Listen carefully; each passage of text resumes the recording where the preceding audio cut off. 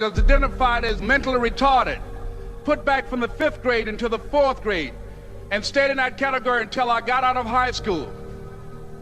I don't have any college training, but I met a high school teacher who one day changed my life. I was waiting on another student, and when he came in, he said to me, "Young man, go to the board and write what I'm about to tell you."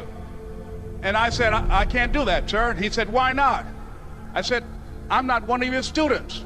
He said, "It doesn't matter, follow my directions now." I said, "I can't do that, sir." He said, "Why not?" I said, "Because I'm educable mentally retarded." And he came from behind his desk and he looked at me. He said, "Don't ever say that again. Someone's opinion of you does not have to become your reality." And as he talked, my heart began to beat fast. Tears began to run down my eyes, and I was in the back just listening to him, because the speech he was giving, that speech was for me. And he said, "Les Brown," he said, "if you want to do anything worthwhile in life, you've got to be hungry." I told Mr. Washington I wanted to become a disc jockey. And so I started working to develop myself. He said, "I want you to practice every day being a disc jockey." I said, "But I don't have any job now." He said, "It doesn't matter." He said that it's better to be prepared for an opportunity and not have one than to have an opportunity and not be prepared.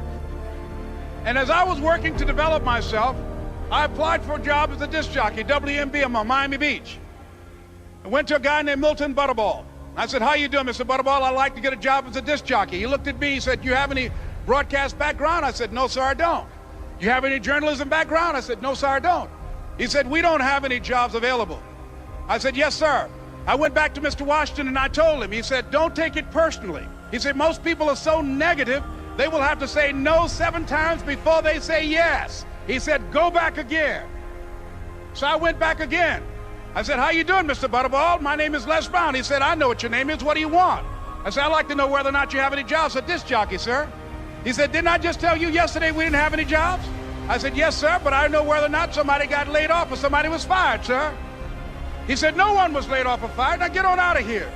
I came back the next day like I was seeing him for the first time. I said, "Hello, Mr. Butterball, how are you?" He looked at me with rage. He said, "Go get me some coffee." I said, "Yes, sir." And I went to get him some coffee. After a while, I would get their lunch and dinner, and I would go in the control rooms and take the disc jockeys their food, and I would not leave until they would ask me to leave. One Saturday afternoon, while I was at the radio station, a guy named Rock was drinking while he was on the air. I was the only one there, looking at him through the control room windows, walking back and forth, young, ready, and hungry. Pretty soon the phone rang, and it was the general manager. And I answered the phone. I said, "Hello?" He said, "Les, this is Mr. Klein." I said, "I know." He said, "Rock can't finish his program." I said, "I know." He said, "Would you call one of the other DJs in?" I said, "Yes, sir." I hung the phone up. I said, "Now he must think I'm crazy." I called my mom and my girlfriend, Cassandra. I said, "Y'all turn up the radio and come out on the front porch. I'm about to come on the air." I waited for about 20 minutes, and I called him back. I said, "Mr. Klein, I can't find nobody." He said, "Young boy, do you know how to work the controls?" I said, "Yes, sir." He said, "Go in there and don't say nothing here."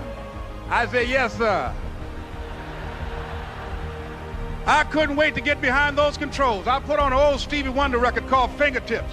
I sat down behind that turntable. I said, "Look out, this is me, LB Triple P, Les Brown, your platter playing papa. There were none before me, and there will be none after me. Therefore, that makes me the one and only. Young and single and love to mingle, certified, bona fide, indubitably qualified to bring you satisfaction, a whole lot of action. Look out, baby, I'm your love man." I was hungry. I was hungry. You got to be hungry. Begin to know that you have greatness within you.